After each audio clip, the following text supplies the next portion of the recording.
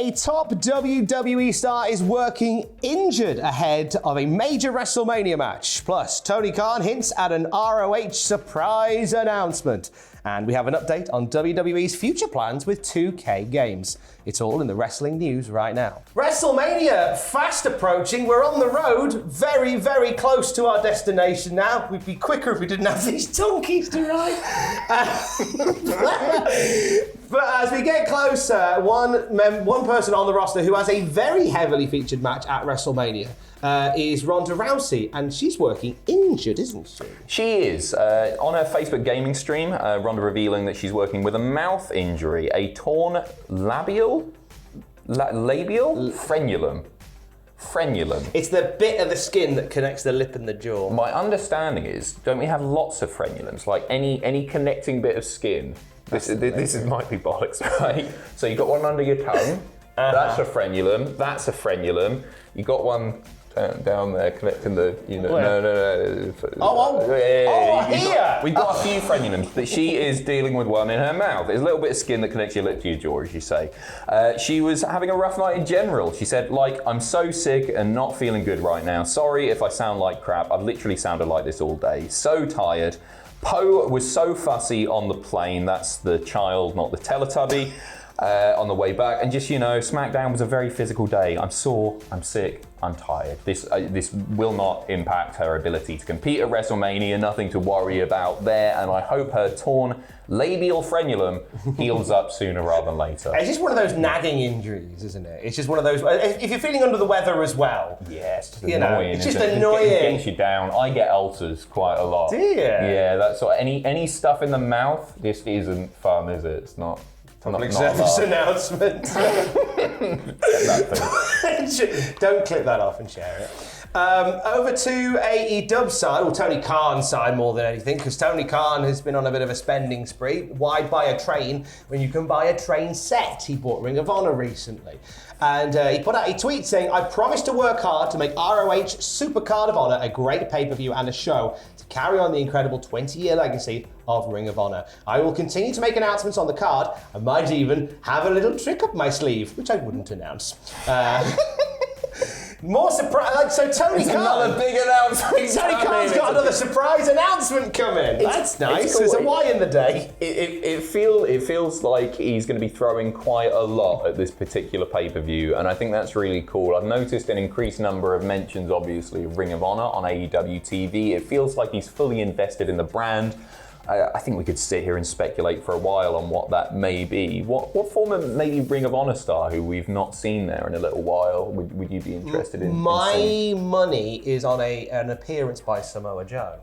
Yeah, that's exactly what I was thinking. Strong money on Joe. I mean, they could have CM Punk, Bryan Danielson turning up, and making little appearances there as well. Joe's the one, isn't it? I think Joe is that would be the biggest surprise. I'm not going to say that they're going to sign him to AEW. I think they'd be foolish not to, even with a bloated roster. I think have him, but then put him in Ring of Honor. I think the final boss of Ring of Honor. Yeah, I love the idea of Gresham retaining and being ROH champion. But there is something about having Samoa Joe as a top level contender, like you say, the final boss of Ring of Honor.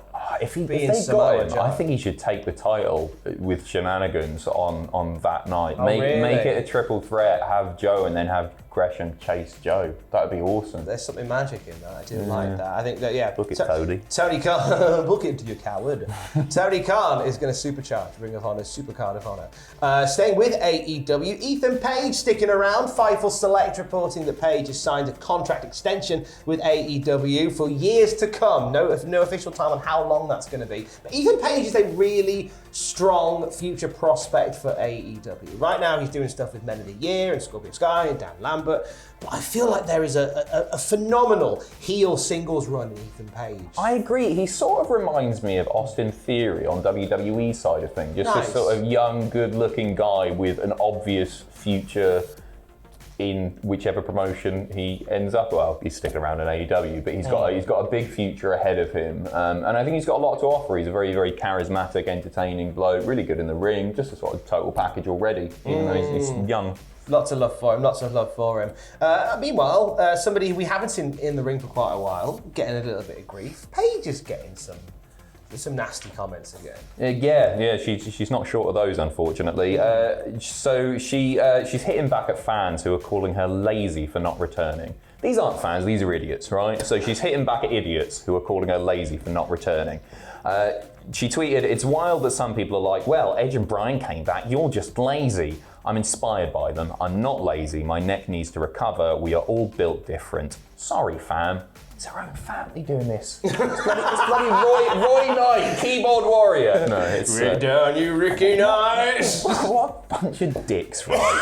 She had a career ended. She's obviously gutted about it. She's been so open about the fact that she's gutted, and she's mentioned many times by like Danielson coming back, Edge coming back, how she would love to do that. And then some fans just being arseholes. The age of social media has given us unprecedented access to our heroes, and I don't think we deserve it, quite frankly. No, I don't think we should have unprecedented access to people that we like. It's like, because you get stuff like that, it's not very nice. Yeah. We've had a lot of access to WWE 2K22 over the past few weeks on the channel. The Cultaholic Rumble.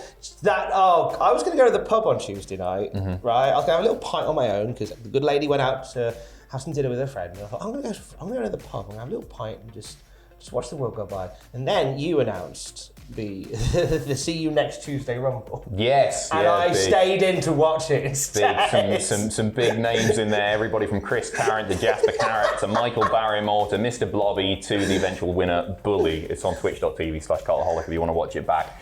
My commentary is nowhere near as good as this man and Ross. It's twice as good.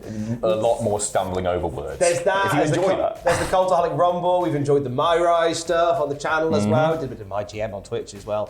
But then, as soon as the game came out, there was question marks over the future of WWE with 2K games because 2K20 was what it was.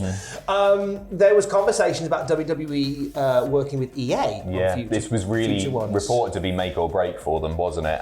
But it looks like it's been make, not break. So yesterday, a photo being shared of 2K Games staff visiting the WWE offices. Stephanie McMahon's there. She's absolutely buzzing with her crazy evil smile, saying, "Shout out to WWE and Steph for the continued partnership and amazing launch of 2K22. Here is to many more years of success. Hashtag it hits different." So excellent news because they've smashed it. They've really knocked it out of the park with 2K22. I think it's a class game. I'm enjoying it. I'm playing a lot of it in my free time. I'm a little bit obsessed with it. I thought the MyRise thing was great. Every game mode that I've tried, and I've not tried them all yet, has been ridiculously fun. They've done it, and I'm so happy because there were so many people who wanted it seemingly to fail. Better than EA, right? Because it would be EA games. My understanding is they've turned into these big bundles of microtransactions, and I know you've got some of that in 2K22, but it's certainly not integral to enjoy the game.